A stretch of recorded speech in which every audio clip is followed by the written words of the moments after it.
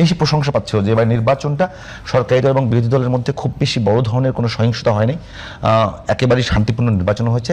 নির্বাচনের ফলাফল নিয়ে বাংলাদেশের ইতিহাসে সবসময় কথা ছিল, এবারও কিছু কিছু কথা আছে, তবে প্রশংসা পেয়েছে ওই জায়গাটায় যে দুই দলের মধ্যে বড় ধরনের কোনো সহিংসতার ঘটনা ঘটেনি। কিন্তু সবচেয়ে বড় ব্যত্যয় ঘটলো গিয়ে এবারই মনে হয় প্রথম যে শপথ আলাদা আলাদা নিল সংসদ সদস্যরা, এবং ইতিহাসে এবারই প্রথম সেটা। এবং সাথে যুক্ত হচ্ছে যে বিরোধী দল সরকারি দলের শপথ অনুষ্ঠানে গেল না। আপনি আপনি কেমন সরকারি দলের সরকার যে শপথ গ্রহণ করবে সেই সরকারের শপথে গেল না, আপনি কেমন মনে করছেন যে আগামী দিনে কি আবারও আগের মতোই যে সরকার দলের সঙ্গে বিরোধী দলের সম্পর্কটা খুব বেশি খারাপ হবে? কেন গেলেন না তাকে প্রশ্ন করলে আপনি আবার একটা জবাব পাবেন। মানে আমার প্রশ্ন হচ্ছে শপথ অনুষ্ঠানে যাব আমরা, কিন্তু এমন অনেক লোক আছে যে একজন লোক মারা গেছে আপনি গেলেন সেখানে, কথার কথা বলছি, ওই লোক মারা যাওয়া কিন্তু আপনি খুশি হয়েছেন, কারণ আপনার কাছে তার কিন্তু আপনি কি আপনি বলবেন যে আপনি খুশি হয়েছেন? আপনি লিখবেন যে বা বলবেন যে না রে ভাই একজন ভালো মানুষ ছিল, কষ্ট পাইছি, ইত্যাদি ইত্যাদি। আমি যদি লৌকিকতাও বলি তাতেও শপথ অনুষ্ঠানে থাকা উচিত ছিল। শপথ অনুষ্ঠানে থাকলেই যে আপনি ওইটা মাইনে গেলেন তাও তো না, সুতরাং আপনি থাকতে পারতেন। যেমন আজকে সমঝোতা হয় নাই, সে মনে করেন গণভোট হইল, গণভোট হওয়ার পর কী হয়েছে, এখন মনে করেন গণভোটে বিএনপি বলতেছে যে না আমরা ওত নিব না, কি সাংবিধানিক সংস্কার কি সংবিধান সংস্কার পরিষদের হিসাবে আমরা নিব না। কেন নিব না? বিএনপি নিব না হয়তো বলে না যে আমরা এই মুহূর্তে নিচ্ছে না, সামনে নিতেও পারে, কিন্তু যে যুক্তিগুলো দ্বারা করে সেগুলোর প্রতিবাদ আমরা করছি, সেটা এখানে প্রাসঙ্গিক না। কিন্তু ওইখানে জামাত যেমন মন্ত্রিসভার ইয়েতে ছিল না, এই ওতে এটা সঠিক করে নাই আমি মনে করি, কারণ আপনি তো বাহ্যিকভাবে একটা হৃদ্যতা দেখাইতে হবে, বুঝাইতে হবে। আবার বিএনপি ওত নেয় নাই ওইটা নিয়ে সেটা বলতে পারে যে আমরা এই মুহূর্তে নিচ্ছি না, কথাটা কিন্তু বলে নাই। বলতে পারতো আমরা এই মুহূর্তে নিচ্ছি না, কারণ এখনও তো সংসদ অধিবেশন শুরু হয়নি, কিছুই শুরু হয় নাই, জাস্ট এলো।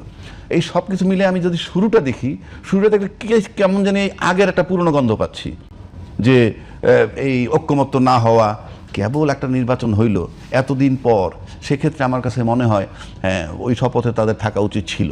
ওইটা থাকার মানে এই না যে আমার প্রতিবাদ নষ্ট হয়ে যাচ্ছে বা আমি যা বলতে চাই সেটা বন্ধ হয়ে যাচ্ছে। তাতে কি আস্তে আস্তে দেখা গেল যে এটা যদি কন্টিনিউ করতে থাকে তাহলে দেখা যাবে হয়তো মুখ দেখাতে কি বন্ধ হবে না, কিন্তু এমন পর্যায়ে যেতে পারি। কিন্তু আমরা সে জায়গায় তো যেতে চাই না। আমরা চাই যে অনেক দিন পর একটা নির্বাচন হয়েছে, সেই নির্বাচন নিয়ে আমরা অনেক কথা বলছি আগে পরে, কিন্তু জামাতের পক্ষ থেকে কিন্তু একেবারে সরাসরি অভিযোগ করা হচ্ছে। আজকেও জামাতের অন্যতম একজন নেতা বলেছেন যে সরকারের মধ্যে ব্রুট মেজরিটির যে বডি ল্যাঙ্গুয়েজ সেটি দেখা যাচ্ছে। এইটাকে আপনি কিভাবে বলবেন? না, ব্রুট মেজরিটি যদি হয় এটা তো স্বাভাবিক।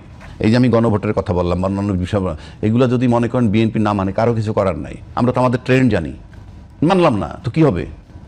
আপনি আবার যদি আপনি বিবেক দিয়ে আপনি সুন্দরভাবে চিন্তা করেন, যেমন বিধানে নাই কি নাই, একটা সম্পত্তি বন্টন করবেন, কথার কথা বলছি, ভাই পায় বোনের দ্বিগুণ, এটা তো জানেন কমন, ভাই পায় বোনের ডবল। বিএনপি যদি কোনো কিছু না মানে তাহলে এত আয়োজন কেন?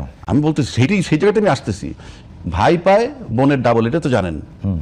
বোন পায় অর্ধেক, অর্থাৎ 15 টাকার মধ্যে 10 টাকা পাবে ভাই, 5 টাকা বোন পাবে। এখন বোন যদি বইলা ফেলায় ভাই বোন মিলে যে না আমরা 7.5 টাকা করে নিব, কারো কোনো আপত্তি আছে? কারো কোনো আপত্তি থাকে? বাংলাদেশের কালচারে কি এরকম সম্ভব? যদি কেউ আপোষ করে এইভাবে, আমার কথাটা সেখানে যে আমরা দুই ভাই বোন আপোষ করলাম, আমরা অর্ধেক অর্ধেক নিব, তাতে কোনো সমস্যা তো নাই। একইভাবে আপনি খুব আপোষের সাথে সুন্দরভাবে গণভোটটাকে মেনে নিছেন, এবং আপনি আপনাদের দলনেতা উনি বলছেন ধানের শীষে যেভাবে সিল মারবেন ঠিক একইভাবে গণভোটে হাঁকে জয়যুক্ত করবেন। এই যে মেনে নেওয়াটার পর আপনি যদি রিভার্স হয়ে যান, আইনেরও একটা ভাষা আছে, সেটা হলো আইনে যা থাকুক না কেন আপনারা যদি সমুদ্র ঐক্যমত্যে এসে পড়েন কিংবা একটা সিদ্ধান্ত নিয়ে ফেলেন যে এটা আমরা করি, এখান থেকে আপনি ফেরত যেতে পারবেন না, এটা আইনের ভাষা। সমঝোতা করে কি কখনো বেআইনি সিদ্ধান্ত নিতে পারবো? না, বেআইনি কোথায়? আপনি বেআইনি কোথায়? এটা বেআইনি কোথায়? কোনটা বলেন না আগে বলেন। না, বিএনপির এবং এখন যে আলোচনাটা এবং বড় বড় আইনজীবীরা বলছে যে অধ্যাদেশ জারি করা হয়েছে জুলাই সনদ বাস্তবায়নের জন্য, সেটি করবার ক্ষমতা রাষ্ট্রপতি রাখেন না। আপনার তর্কের ক্ষেত্রে যদি আমি বেআইনিটা ধরে নিই, আপনি তখন মানলেন কেন? তখন আইনজীবীরা ছিলেন না? যে আইনজ্ঞরা আজকে বলতেছেন তখন তারা ছিলেন না? তখন কোথায় ছিলেন? আপনি সুর মিলাইলে তো হবে না। আপনি ওইটা বলেন, তাহলে আপনি দুইটা শপথের কথা সংবিধানে বলা নাই, বলা হচ্ছে এখন দুইটা শপথ, মানে একটা হইল আর একটা হলো যে সংস্কার পরিষদের সদস্য হিসাবে। ওই সংবিধানটা তো ফেব্রুয়ারি 26-এ নির্বাচনও নাই, ওই সংবিধানটা তো অন্তর্বর্তীকালীন সরকার বলতে কিছু নাই।